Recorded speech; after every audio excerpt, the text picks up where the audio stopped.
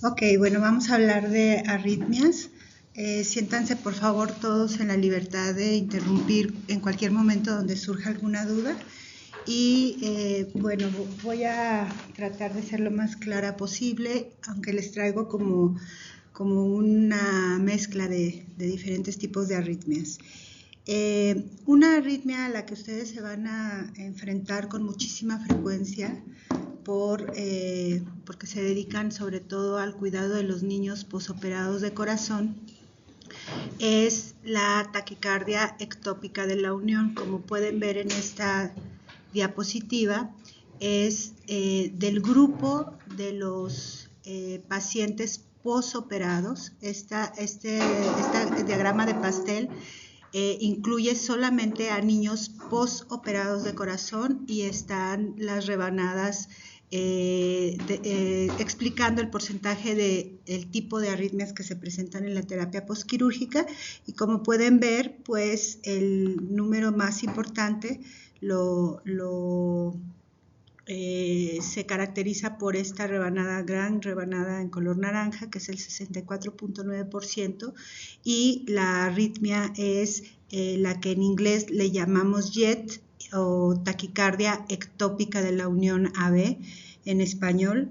Entonces, siempre tener en cuenta que un niño posoperado de corazón con una taquicardia rápida, difícil de controlar, que se torna incesante, puede ser taquicardia ectópica de la unión, particularmente si el tipo de cirugía incluyó el que el cirujano hubiera manipulado, hubiera tocado, hubiera lastimado el nodo auriculoventricular. Okay. Ese tipo de taquicardia ectópica de la unión, o también conocida como taquicardia reciprocante de la unión AB, también no es lo más común, pero también se puede presentar en el corazón no operado, en los niños que no han tenido cirugía cardíaca, y estas son los tipos de manifestaciones, desde la taquicardia fetal, niños que se manifiestan con síncope, pero la presentación definitivamente más frecuente pues es la taquicardia paroxística. Y este tipo de taquicardia se manifiesta también mucho en el grupo de niños de edad escolar como incesante, y a veces el niño, como no siente mucho la taquicardia, se acostumbra a frecuencias muy rápidas, se puede tornar incesante y puede dar lugar a dilatación ventricular y se puede comportar como una miocardiopatía dilatada. A eso le llamamos taquicardiomiopatía. Okay. La fisiopatología de esta taquicardia ectópica de la unión es bastante sencilla. Lo que sucede es una taquicardia de etiología focal, es decir, un foco es el que está generando la taquicardia, y en este caso lo que sucede es que el nodo AB es el que está de manera automática disparando frecuencias cardíacas muy rápidas.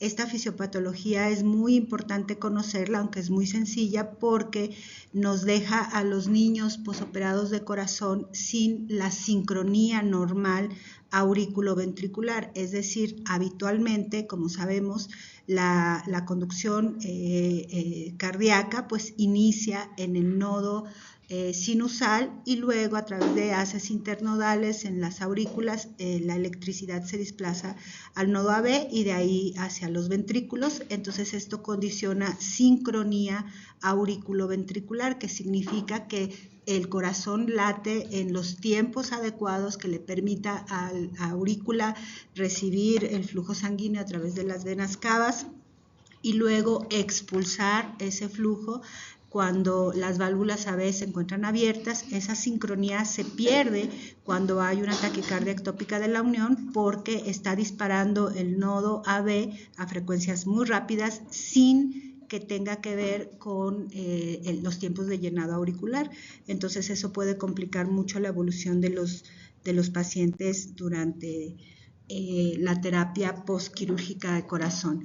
Este es un ejemplo de un niño que está teniendo una alternancia entre el nodo sinusal o el ritmo sinusal con latidos de la unión auriculoventricular. Entonces podemos ver alguno de las derivaciones. Por ejemplo, podemos ver esta derivación en precordial 3, y si se fijan tenemos ondas P antes del complejo QRS, que corresponde con un ritmo de ritmo sinusal, pero vean cómo alterna con otros latidos en donde no se percibe una onda P antes del QRS, y de hecho en algunos latidos podemos ver esa ondita P un poco retrógrada después de la inscripción del QRS. Entonces estos latidos corresponden con latidos nodales, ¿no?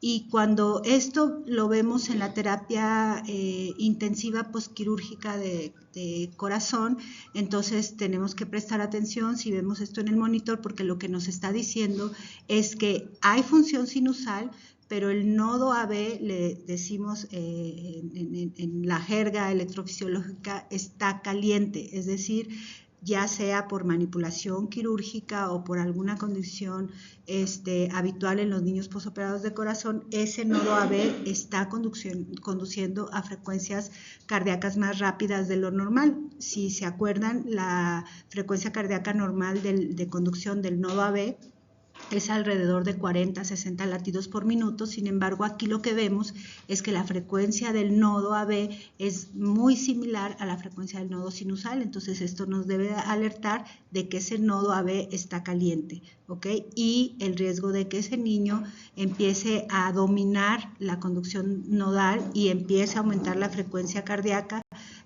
con un ritmo nodal acelerado y se establezca una franca taquicardia ectópica de la unión AB, pues es alta. Entonces podríamos tener preparada miodarona o el antiarrítmico que mejor ustedes quieran usar para que podamos enfriar el nodo AB, además de otras estrategias para tratar este tipo de arritmia.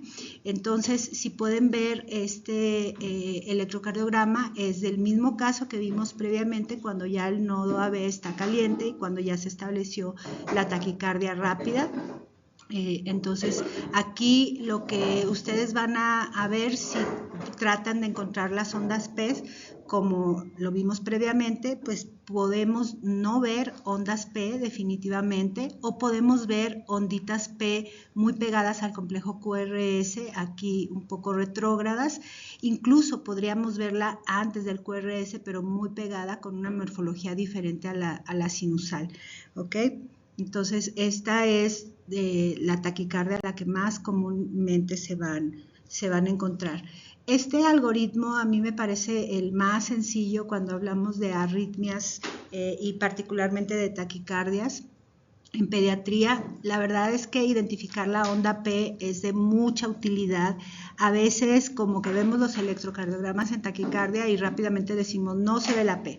Entonces yo los invito a que traten así con lupa, agarrar el electrocardiograma y buscar en cada latido y en todas las derivaciones una onda P, porque si la logramos identificar teniendo este esquema, podríamos más o menos inferir qué tipo de taquicardia es a la que nos estamos enfrentando. Entonces, por ejemplo, si nosotros logramos identificar una onda P pegada al complejo QRS, ya sea justo donde termina el complejo QRS o justo donde empieza el complejo QRS, lo más probable es que estemos ante una taquicardia por entrada del nodo AB. ¿Ok? ¿Y esto por qué sucede? Bueno, porque la fisiopatología de la taquicardia por entrada B, que vamos a ver más adelante, se caracteriza porque hay dos vías de conducción, ¿ok? Algo muy importante en la génesis de las arritmias es que uno de los mecanismos principales de generación de taquicardias es la reentrada. Otro, ya lo vimos ahorita con la taquicardia ectópica de la unión, es un foco automático. Aquí, en la taquicardia por reentrada del nodo AB, lo que existen son dos vías diferenciadas. una vía de conducción rápida, una vía de conducción lenta, pero estas vías están en el nodo AB y como están muy cerquitas una de la otra, pues establece una reentrada muy pequeña, digamos, no es una gran macro reentrada, sino es una reentrada muy cerca y al mismo tiempo o casi al mismo tiempo despolariza, como está en el nodo, en la cruz del corazón o cerca de la cruz del corazón, al mismo tiempo se está despolarizando la aurícula y el ventrículo, por eso están muy pegaditos la P del complejo QRS. Tener muy claro para que no nos confundamos, una es la taquicardia por reentrada de la unión AB, que es reentrante. Hay dos vías diferentes con características electrofisiológicas diferentes y otra es la taquicardia ectópica de la unión. El mecanismo o fisiopatológico es diferente. La ectópica de la unión es focal y es el nodo el que está generando todos los impulsos eléctricos. Bueno, si nosotros encontramos una onda P en la cercanía con la onda T, lo más probable es que estemos ante una taquicardia auricular. Y cuando la onda P está no pegada al complejo QRS, pero tampoco dentro de la onda P, sino ya sea entre el QRS y antes de la inscripción de la onda P o de la onda T, o bien después de la inscripción de la onda T, pero antes del complejo QRS, entonces estas dos, lo más probable es que estemos ante una taquicardia por reentrada ocasionada por una vía accesoria anómala, ¿ok? Entre más manifiesta es el electrocardiograma, probablemente está más cerca la vía accesoria del sistema eléctrico de conducción, entonces podría ser derecha, entre menos preexcitada podría ser más lejana, entonces podría ser izquierda, ¿ok? En el boletín del Hospital Infantil acaba de salir un artículo que les recomiendo que lo vean. Si quieren, no le presten mucha atención a toda la primera parte que tiene mucho que ver con metodología de la investigación, pero puede resultarles aburrido. Pero después de la parte metodológica viene una guía práctica para el manejo de las arritmias en los niños y el tipo de presentación creo yo que es académico. Dividimos el tema grande de arritmias pediátricas en varios subtemas y en uno es clasificar a las arritmias de los niños de acuerdo a la sintomatología. Esto no es tanto pensado en la terapia intensiva, sino más bien en su consulta pediátrica general, cuando estén en el consultorio o en servicio de urgencias en un hospital pediátrico. Entonces, si dividimos a las arritmias pediátricas de acuerdo a la presentación, pues tenemos arritmias que se presentan en niños asintomáticos que realmente no tienen ningún síntoma o que los síntomas son muy sutiles, y tenemos niños que se presentan con episodios de taquicardia paroxística. Acuérdense, paroxística significa una taquicardia que inicia y termina de manera súbita, o podemos tener síntomas asociados a bajo gasto cardíaco por frecuencias bajas, o podemos tener la presentación de síncope, donde es súper importante tratar de identificar si estamos ante un síncope benigno o reflejo o vasovagal y diferenciarlo del síncope maligno, que es causado por arritmias letales que pueden ocasionar la muerte súbita.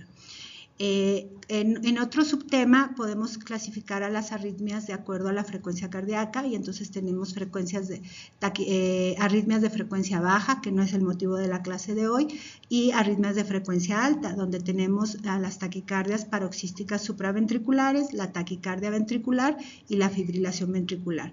Y tenemos otro tipo de arritmias que se presentan en frecuencias cardíacas normales, que tampoco las vamos a tratar el día de hoy. Ok, entonces si nos centramos un poco en las taquicardias paroxísticas para tratar de dirigirnos a este subgrupo en esta plática, tenemos, el artículo está en inglés, perdón por eso, pero bueno, tenemos a la taquicardia por reentrada aurículo ventricular. Este tipo fisiopatológico, taquicardia por entrada auriculoventricular es la que se presenta ocasionada por una vía accesoria anómala. ¿Ok? Luego tenemos a la taquicardia por entrada del nodo AB. ¿Ok? Esta es la típica taquicardia por entrada que le llamaban antes y le siguen llamando en mucha literatura intranodal o TRAIN, taquicardia por entrada intranodal. El nombre correcto es del nodo AB. ¿Ok? Y luego tenemos la taquicardia auricular y finalmente la taquicardia ventricular. ¿Okay? De las otras no vamos a hablar hoy. Y luego, si tratamos de tener una guía práctica basada en síntomas y estamos enfocándonos en la taquicardia paroxística, pues recordamos las que acabamos de mencionar, ¿ok? Y para hacer el diagnóstico, pues lo ideal es tener un electrocardiograma durante el episodio de la taquicardia para tratar de buscar con lupa la onda P y luego ir a ver nuestro esquemita que les presenté hace ratito y tratar de ver la fisiopatología probablemente involucrada y las estrategias de manejo aquí en el tratamiento, que igual podríamos después organizar una clase de antiarrítmicos. La verdad es que lo que yo les digo a los intensivistas es que usen el antiarrítmico con el que más cómodos se sientan. La verdad es que luego a mí me da un poco de risa, si soy muy honesta con ustedes, en las discusiones que se tienen a veces de que si ponle propafenona, no, es mejor propranolol, no, es mejor flecainida, no, es mejor amiodarona. La verdad, esas discusiones son un poco inútiles. Mi recomendación es aprende a usar un par de antiarrítmicos bien, conocer el mecanismo de acción, sus efectos secundarios, su tiempo de vida media y con el fármaco que se sientan más cómodos en la terapia intensiva, ese usen, ¿ok? Al electrofisiólogo no, yo pensaría que ningún buen electrofisiólogo se va a molestar si ustedes decidieron usar propafenona o si alguien prefirió usar esmolol o si alguien prefirió usar amiodarona. El objetivo en la terapia intensiva es hacer que el niño recupere el ritmo sinusal y si no logramos recuperar el ritmo sinusal, al menos que la frecuencia cardíaca sea lo más fisiológica posible, en la medida de lo posible que haya sincronía auriculoventricular con el fármaco con el que se sientan más cómodos, ¿no? Y bueno, algunas consideraciones especiales es que fuera de la terapia intensiva, los niños que tienen taquicardias paroxísticas, pues en la actualidad el tratamiento definitivo es la ablación. Este es un trazo que van a ver aquí en el hospital y en cualquier hospital pediátrico muchísimas veces y que ustedes lo tienen que tener súper claro y no se deben de conflictuar. Es la típica arritmia sinusal respiratoria, que a mí la verdad no me gusta que se llame así. Yo creo que esta no se debería de llamar arritmia, ni siquiera debería de estar aquí en la clase, pero es motivo de consulta pediátrica muy frecuente y de interconsultas, ¿ok? Entonces, como pueden ver, este trazo electrocardiográfico tiene como un patrón donde se acelera, primero va un ritmo más o menos basal y luego se acelera un poquito y luego se enlentece. Y se repite, si yo tuviera un D2 más largo, esto lo verían de manera cíclica, ¿no? Lo que sucede es que aquí el niño saludable está inspirando y aquí está expirando, ¿ok? Entonces, cuando inspiramos, la frecuencia cardíaca aumenta un poco, cuando expiramos se reduce un poco y en los niños pequeños y saludables esto es muy evidente en el electrocardiograma y luego les ponen ahí arritmia sinusal, la familia se angustia, se estresa, van con algún pediatra que no sabe mucho de arritmias, le dan antiarrítmico y puede llegar a ser un dolor de cabeza. Este es otro tipo de arritmia que van a ver muy frecuente en la consulta pediátrica también. Y lo que aquí vemos, ya más o menos yo creo que ustedes ya lo identificaron por lo que vimos antes. Entonces aquí hay dos tipos de latidos. El complejo QRS es exactamente igual en todos los latidos, es delgadito, sube, baja, la onda T es igual, pero llama la atención que algunos latidos están precedidos por una onda P, que si tuviéramos todas las derivaciones podríamos ver que tienen todos los criterios para considerarla sinusal, pero luego hay otros latidos que no tienen una onda P. ¿Ok? A esto le llamamos marcapasos migratorio, errante, alternante. Lo que sucede es que está compitiendo el ritmo sinusal con el ritmo nodal, ¿ok? Eso puede tener mucho componente vasovagal, habitualmente se presenta en niños durante el crecimiento, particularmente en reposo y muy particularmente en el sueño profundo, aunque también cuando están despiertos y activos puede estar presente si el niño es muy vagotónico. ¿Ok? Una arritmia súper común son las extrasístoles auriculares, ¿ok? Entonces lo que vemos son igual latidos sinusales, a veces cambia un poquito el RR, pero siempre la onda P es la misma, el QRS es el mismo, y aunque no se ve muy bien porque está en amarillo, el complejo QRS se parece mucho al ritmo sinusal, entonces si se parece mucho al ritmo sinusal, asumimos que el impulso eléctrico tiene más o menos el mismo viaje, ¿ok? Y si no tenemos una onda P o la onda P está muy pegadita, probablemente sea una extrasístole auricular, ¿ok? Ya también, dependiendo del tipo y morfología de la onda P que vemos en la extrasístole, podríamos hacer un poquito de escoleta y ver de dónde puede venir esa extrasístole, pero si se parece mucho el latido, es auricular, eso no deja duda, y después de una extrasístole habitualmente hay una pausita compensatoria y luego recupera el ritmo sinusal. Totalmente diferente de estas extrasístoles, donde el complejo QRS es claramente diferente cuando hay un ritmo sinusal, cuando son latidos completamente diferentes, con un QRS más ancho, con una onda T que es completamente anormal, pues estamos ante unas extrasístoles ventriculares y aquí está teniendo esta niña un periodo de bigeminismo ventricular. Bigeminismo le llamamos cuando hay un latido sinusal, uno ventricular, uno sinusal, uno ventricular, ¿ok? Y cuando las extrasístoles se presentan muy frecuentemente, pueden llegar a requerir tratamiento. ¿Ok? Les quiero mostrar este trazo para que no se les olvide.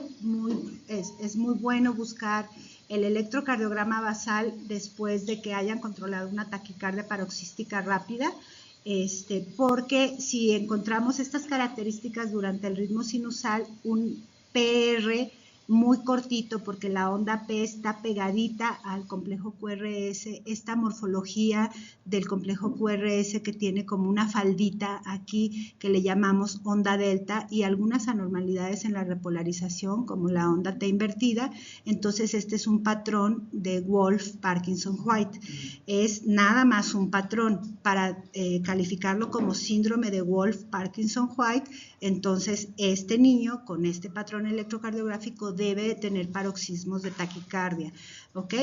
Y esto se llama así, tiene ese nombre elegante por los médicos que lo escribieron en primer lugar, pero se trata de una vía accesoria anómala que puede estar en el anillo tricuspidio o mitral en cualquier sitio, ¿ok? Entonces aquí les muestro esta taquicardia. Si nosotros tratamos de buscar dónde se encuentra la onda P, pues a lo mejor podríamos decir que la onda P está cerca de la onda T, entonces la posibilidad diagnóstica es que esta taquicardia sea una taquicardia auricular. También como tip les doy, los niños pequeños, particularmente los neonatitos, y los lactantes menores, la taquicardia más frecuente que hacen, los que tienen corazón sano, ¿okay? Es la taquicardia auricular, ¿okay? Entonces si tienen un recién nacido o un lactante menor con una taquicardia que puede ser muy rápida o no tanto, por ejemplo esta no es tan rápida para ser un lactante, y les preguntan qué tipo de taquicardia es, si ustedes dicen taquicardia auricular, seguramente le van a atinar 9-1, entonces está bien. En cambio, esta taquicardia pues podría meternos en problemas cuando, sobre todo si lo vemos en un monitor en la terapia intensiva, podría asustarnos porque el complejo QRS, como podemos ver, está como ancho, ¿ok? Pero fíjense que no se trata de una taquicardia ventricular, sino es un niño que tiene una vía accesoria anómala y que tiene síndrome de Wolff-Parkinson-White. Cuando la conducción reentrante de este tipo de taquicardia viaja por la vía anómala, puede ir de arriba hacia abajo o de abajo hacia arriba. Y si viaja por la vía anómala anterogradamente, puede manifestarse con un complejo QRS ancho, ¿ok? Lo que nos puede ayudar es tener el electrocardiograma basal. Si el electrocardiograma basal vemos el patrón de Wolff-Parkinson-White, pues ya nos relajamos y decimos, bueno, esto no es una taquicardia ventricular, lo que pasa es que la conducción la está iniciando por la vía anómala, ¿ok? En cambio, esta taquicardia pues es más evidente que el complejo QRS no es tan ancho y sin embargo es el mismo paciente. Lo que pasa es que aquí la reentrada inicia por la vía de conducción normal, que es más rápida y entonces se tarda menos tiempo cuando se está inscribiendo la taquicardia en el papel, entonces el QRS es más estrecho, pero es la misma taquicardia, solamente que va en sentido contrario, viaja anterogradamente por la vía de conducción normal, que es más rápida, y regresa el circuito reentrante por la vía anómala. ¿Ok? Esta es una niñita que les voy a presentar el caso de una niña de 6 años con anomalía de Epstein y que tiene adosamiento del 60%, y ella tiene eventos muy frecuentes de taquicardia que incluso han ameritado cardioversión eléctrica. Si ustedes tienen un paciente en urgencias o en la terapia intensiva o en cualquier hospital y saben este diagnóstico en una niña o niño que llega con un evento de taquicardia paroxística, entonces lo más seguro, porque ya sabemos que hay una asociación entre anomalía de Epstein y la presencia de una vía anómala accesoria, que de hecho son de origen de localización derecha, entonces seguramente están ante una taquicardia por entrada auriculoventricular por una vía anómala, y aquí está el porcentaje, ¿no? La mayoría son derechos, algunos laterales, algunos anteriores, ¿ok? Esta es una niñita que tiene la anomalía de Epstein. Entonces, fíjense qué interesante, porque les voy a comentar algo. Aquí, aunque la niña tiene anomalía de Epstein, se puede ver claramente cómo hay un patrón de Wolff-Parkinson-White.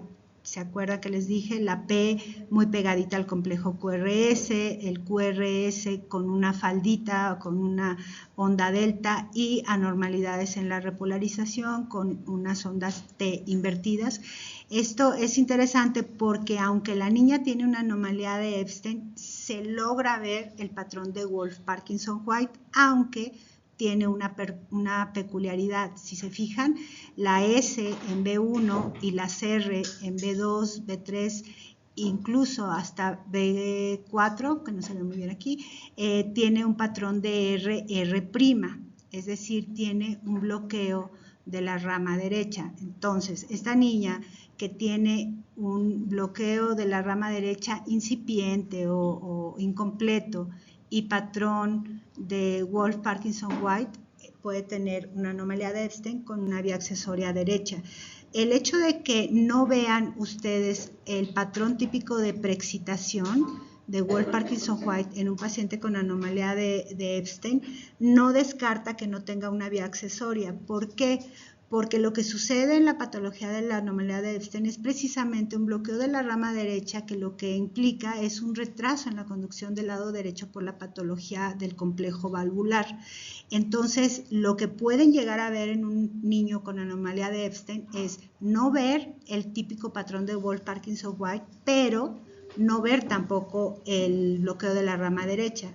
Conclusión, si ustedes tienen un niño con anomalía de Epstein sin bloqueo de la rama derecha, probablemente tiene una vía accesoria anómala, ¿ok? No sé si esa parte quedó clara. Es decir, si el niño con anomalía de Epstein no tiene el patrón de bloqueo de la rama, es porque está preexcitado, aunque no tenga el patrón de Wolff-Parkinson-White, ¿verdad? Entonces, estos son los criterios, ¿ok? Para que los recuerden.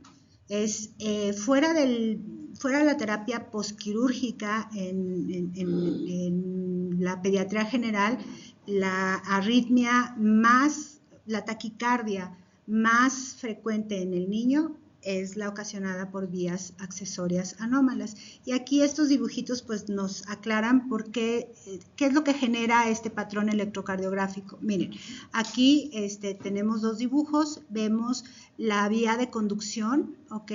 Esta vía de conducción normal, ¿ok? Que puede ser un poquito más lenta, y esta vía de conducción anómala, que es la vía accesoria.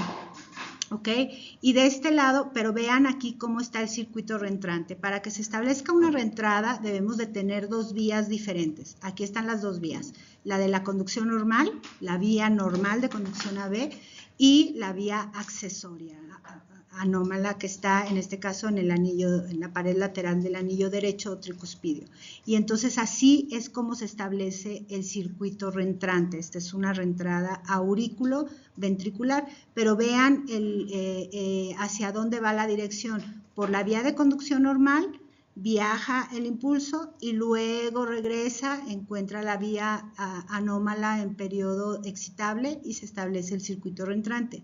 En cambio acá lo que sucede es que viene aquí la conducción tanto por la vía anómala como por la vía de conducción normal, y cuando viene por la vía de conducción normal encuentra a este tejido no excitable o en periodo refractario y no se establece el circuito reentrante. Sin embargo, aunque está en ritmo sinusal, hay esta conducción. Entonces la suma, o sea, el impulso eléctrico está viajando por dos vías diferentes, tanto por la vía anómala como por la vía normal, y eso es esa suma es lo que da esta ondita delta. La suma de la despolarización rápida y de la despolarización lenta es lo que genera este PR corto y esta onda delta.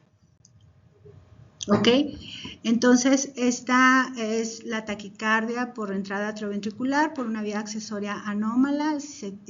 Más o menos por vías anómalas la frecuencia no es tan rápida, aunque algunos niños pueden llegar a ser más de 220, lo habitual es entre 170 a 220. Habitualmente tienen un QRS estrecho, aunque ya les expliqué en qué condiciones puede tener un QRS un poco más ancho y nos puede confundir.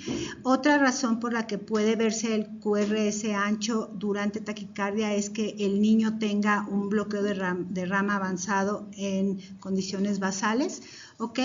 Y acuérdense lo que les dije, si nosotros buscamos la onda P, pues esa onda P no está pegadita, aquí está el QRS, no está, aquí está la ondita P, no está pegadita al QRS, pero tampoco está metida en la onda T, entonces está entre el QRS y la onda T. Aquí esta muesquita corresponde con esta, entonces se encuentra entre el QRS y la onda T, y dijimos que estas corresponden con vías accesorias anómalas, ¿verdad? Bueno, este es un acercamiento como para que traten de identificar la ondita P. Les digo, si se ponen una lupa, casi siempre se puede ver. Aquí está la ondita P, aquí está la ondita P, y entonces ya nos vamos aquí al esquemita eso, ¿no?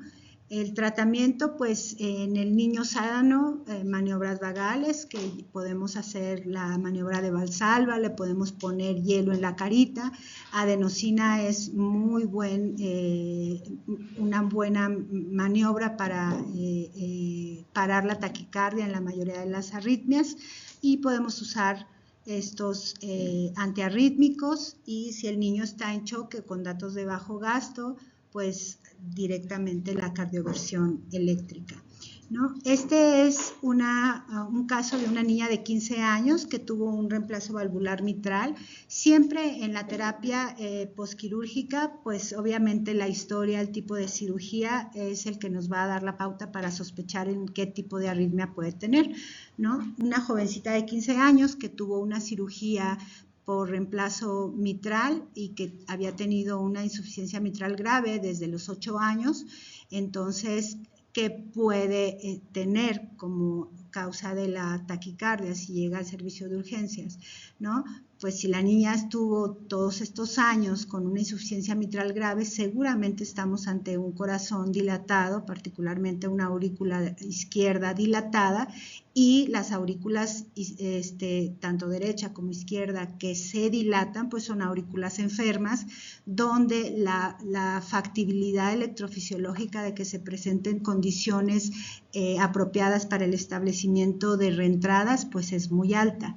¿Ok? Entonces, la taquicardia que tiene esta niña es una taquicardia por reentrada intraauricular. Tal vez, si alguien, ahorita se las voy a enseñar, si alguien dice que puede tener un flutter, no les voy a decir que no, porque es una terminología que se ha usado por muchísimos años y está bien. Pero el nombre correcto de este tipo de arritmia es taquicardia por reentrada intraauricular. ¿Por qué?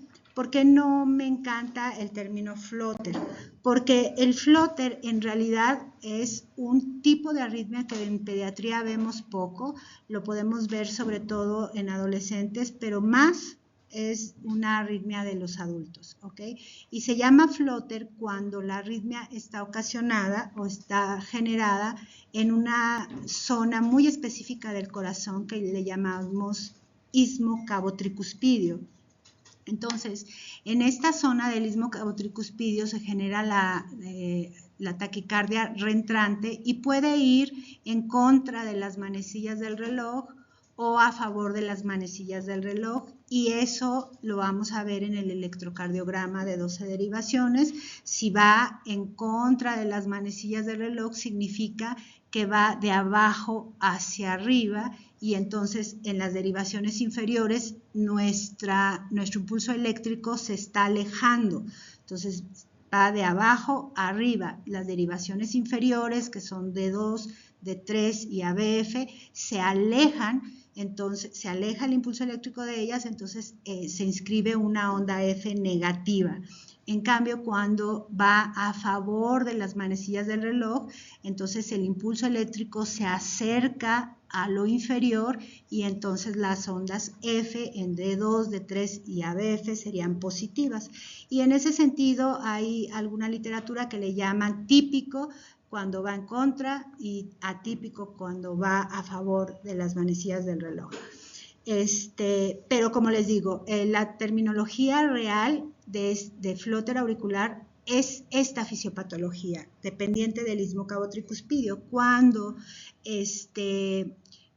no depende del istmo cabo-tricuspidio, aunque se parece mucho al flutter, el término más correcto es una taquicardia auricular reentrante, ya sea micro reentrante y más frecuentemente macro reentrante, ¿no?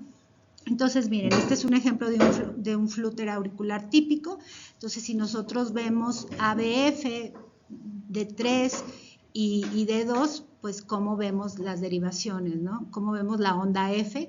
La onda F se va a ver mejor en otro trazo donde con maniobra de adenosina se bloquea el nodo AB y entonces se repite esta onda F y ya queda muy claro que esta es la onda F, ¿no? En D2, D3 y ABF es negativa, entonces es un flutter auricular típico, que ya dijimos por qué son negativas, porque se aleja de lo inferior, es en contra de las manecillas del reloj, ¿ok?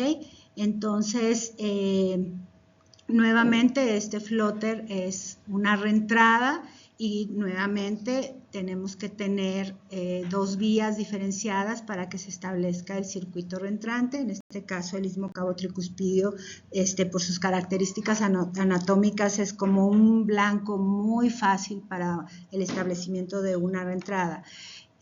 Por otro lado, cualquier taquicardia auricular macrorreentrante que no utiliza el circuito ismocavo-tricuspidio puede ocasionar una taquicardia muy similar. Se ve en el electrocardiograma muy similar, pero pues este es el nombre más correcto, y este lo presentan todos nuestros niños que tienen aurículas enfermas o que tuvieron una auriculotomía o que pusieron un tubo. Entonces estos son los ejemplos más típicos de los pacientes posoperados de corazón que tienen este tipo de arritmias. Entonces, en esta niñita, como retomando el caso clínico, pues una aurícula izquierda muy enferma, ¿cuál es la taquicardia más posible que tenga? Fibrilación auricular no, porque es una arritmia que se presenta que tiene otras características y que es mucho más frecuente en los adultos y particularmente en los adultos mayores, ¿ok? La taquicardia auricular ectópica focal podría ser si solamente hay un foco que está conduciendo de manera muy rápida, pero lo más seguro en un tejido enfermo es que haya zonas ahí de fibrosis, zonas adelgazadas, zonas de conducción lenta que favorecen una reentrada. Entonces, lo más seguro es que se trate de taquicardia por entrada intraauricular y flóter auricular no, por lo que ya dijimos, ¿no? Entonces, aquí vemos una taquicardia auricular macrorreentrante en una de nuestros pacientes posoperados de corazón. Entonces, ustedes dirían, pues, ¿cómo que taquicardia? Si tiene 82 latidos por minuto y es un adolescente, ¿no? Eso no cuadra para que le llamen taquicardia. Bueno, lo que está sucediendo es que la niña tiene una taquicardia auricular macrorreentrante, pero conduce lento o por lo menos no muy rápido.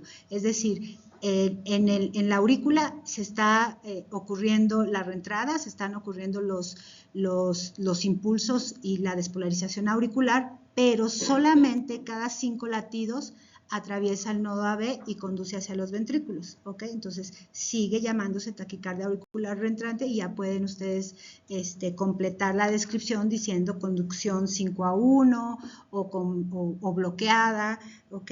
Y de todas maneras se llama taquicardia, ¿no? ¿Qué más? Bueno, lo que les decía, la morfología de la onda P nos va a ayudar mucho a decir de dónde viene, ¿no? Y las derivaciones que nos ayudan mucho si quisiéramos ser así como muy académicos y tenemos una taquicardia donde podemos ver claramente la onda P o la onda F, si le quieren llamar a estas ondas. Entonces nos sirven varias derivaciones, pero las más fáciles, este es un algoritmo muy facilito, es ABL y V1, ¿ok? Y si nosotros nos acordamos dónde están ubicadas estas derivaciones, de cuáles son los ojos que vemos en ABL y V1, pues entonces nosotros sabemos que V1 es del lado derecho, ¿no? Entonces, si nuestra onda P o nuestra onda F es negativa, quiere decir, si B1 se despolariza de derecha a izquierda y esta es negativa, significa que se aleja de B1, ¿no? Y en ABL, pues sabemos que ve lo izquierdo, ¿no? Entonces, si la P en ABL es positiva, entonces se está acercando al lado izquierdo, por lo tanto viene del lado derecho. Si es negativa, pues se está alejando del lado izquierdo, entonces viene del lado izquierdo, ¿no? Entonces, con esas dos derivaciones podemos rápidamente decir viene del lado izquierdo, ¿no? Y es por la aurícula enferma, ¿no? Esta es otra taquicardia auricular bloqueada, también a lo mejor si ustedes la ven dicen pues como que está raro, alguien me podría decir tiene un bloqueo AB completo porque hay más P's que T's. En realidad se trata de una niña que tenía una taquicardia auricular y luego cuando le pasaban antiarrítmico o amiodarona, se le pasaba amiodarona, pues se disminuía la conducción a través del nodo AB, pero la taquicardia auricular seguía ahí presente.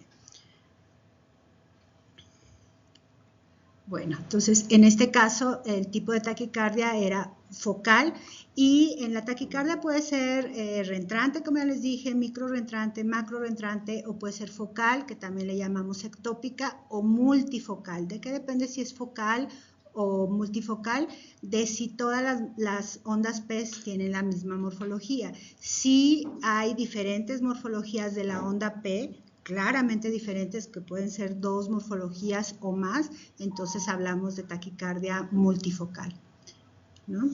Y nuevamente con el algoritmo que les dije, usando B1 y ABL, entonces esta es igual que la anterior, pero completamente diferente en estas dos derivaciones. Esta, si nosotros vemos rápidamente V1, ¿ok? Entonces vemos claramente que es negativa la onda P en V1, y si vamos a ABL, vemos claramente que la ondita P es positiva en ABL, entonces es de origen derecho. Es un tipo de taquicardia que la fisiopatología es aumento del automatismo. Con esto ya vimos los 3 tipos de fisiopatología. Entonces ustedes ya saben, la génesis de las arritmias puede ser por una vía accesoria y la fisiopatología es reentrada, o por un foco, como en la taquicardia focal, o por un aumento del automatismo, ¿no?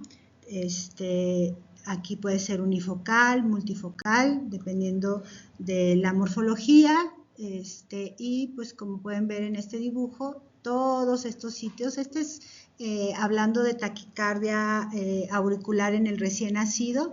Conforme el recién nacido va creciendo, su sistema eléctrico va madurando, van desapareciendo focos auriculares que tienen la capacidad de generar y conducir impulsos eléctricos, pero en todos estos sitios donde hay puntitos negros es donde puede haber focos de cardiomiocitos que no deberían de ser capaces de conducir y generar electricidad, pero lo hacen en el recién nacido y en el lactante menor, y nos pueden ocasionar este tipo de taquicardia auricular. ¿Se acuerdan del dibujito que les mostré? Si la onda P está o cae en la onda T, aquí está la onda P muy en relación con la onda T, la P en la T es taquicardia auricular, ¿no? Aquí estaba el dibujito. Entonces, si está aquí, es taquicardia auricular. Ahí mi foto está evitándoles que la puedan ver, ¿ok? Y si se fijan aquí, otra vez con lupa, creo que tengo un acercamiento, pero miren, aquí tengo el QRS angosto, ¿ok? Y si ven esta mosquita, esa es la onda P, ¿ok? Y se acuerdan, si la onda P está pegadita al QRS al inicio o al final, ¿qué tipo de arritmia es? Taquicardia por entrada de la unión AB, ¿no? Entonces, creo que tengo un acercamiento, sí. Miren, otra vez, V4, QRS angosto, y aquí está la onda P, aquí está la onda P. Cuando ustedes duden si están viendo la onda P, entonces chequen en una derivación y luego busquen visualmente otra derivación en el mismo punto. Entonces, si yo me voy aquí a ABF, aquí veo otra vez la onda P y si es concordante con lo que estoy viendo acá, ¿no? Entonces, sí es lo que estoy viendo y nuevamente está inscrita después del complejo QRS, pero pegadita, ¿no? Y otra vez, después del complejo QRS, pero pegadita, significa que se está despolarizando al mismo tiempo la aurícula y el ventrículo. Si yo les mostrara ahorita un trazo cuando ya estoy en el cateterismo, en la sala de electrofisiología con electrodos en la aurícula, en el GIS y en el ventrículo, estarían al mismo tiempo las señales, porque casi al mismo tiempo se despolariza la aurícula y el ventrículo y por eso se ve el QRS estrecho y la P ahí metida, ¿no? Entonces, que no se los olvide, la taquicardia por entrada nodo AB. Y esta, ¿cuál es la fisiopatología? No es la taquicardia ectópica de la unión, la reciprocante, ¿verdad? Aquella, ¿se acuerdan? Les dije, el nodo AB se calienta y dispara. Es focal la fisiopatología. Esta fisiopatología es reentrante. ¿Qué se requiere para que haya una reentrada? Dos vías diferentes de conducción, una que conduce rápido y una que conduce lento, ¿ok?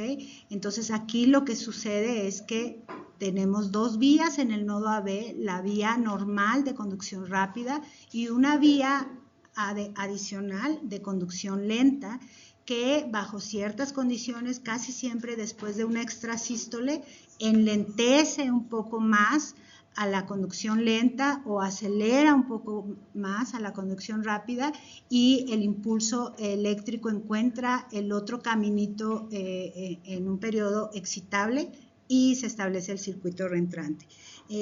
Con base en si la conducción se hace por anterógrada, se hace por la vía lenta y retrógrada por la vía rápida, o al revés, anterógrada por la vía rápida y retrógrada por la vía lenta, les ponemos apellido, decimos una taquicardia por entrada del nodo AB, lenta rápida o rápida lenta o lenta lenta, ¿no? Eso ya es como más, digamos, más de especialidad, ¿no? De electrofisiología, pero es muy sencillo y ustedes pueden ya empezar a hablar en esos términos. Esta es una niñita con una taquicardiomiopatía que tenía una taquicardia reciprocante, incesante de la unión AB, y luego estos niños tienen este tipo de taquicardias desde muy pequeños, entonces se acostumbran a tener frecuencias muy rápidas y no manifiestan muchos síntomas. Si alguien, un pediatra no revisa y le llama la atención una frecuencia cardíaca, pueden pasar años y ese ventrículo y esa aurícula sometida a frecuencias muy rápidas hacen una taquicardia, una miocardiopatía dilatada, y se puede comportar como las dilatadas graves que pueden llegar hasta trasplante cardíaco. La buena noticia es que cuando se diagnostican y se tratan, se quita la taquicardia, ese ventrículo, a diferencia de la miocardiopatía típica posviral o por mutaciones genéticas, ese ventrículo recupera y se remodelan bien, ¿no? No sé si quieran que le dejemos aquí, doctora. Se fue. Pues ya tenemos una hora, si quieren hacer alguna pregunta.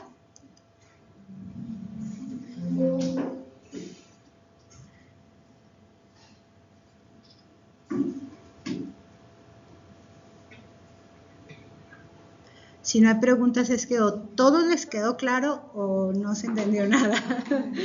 Quiero creer que es la primera opción.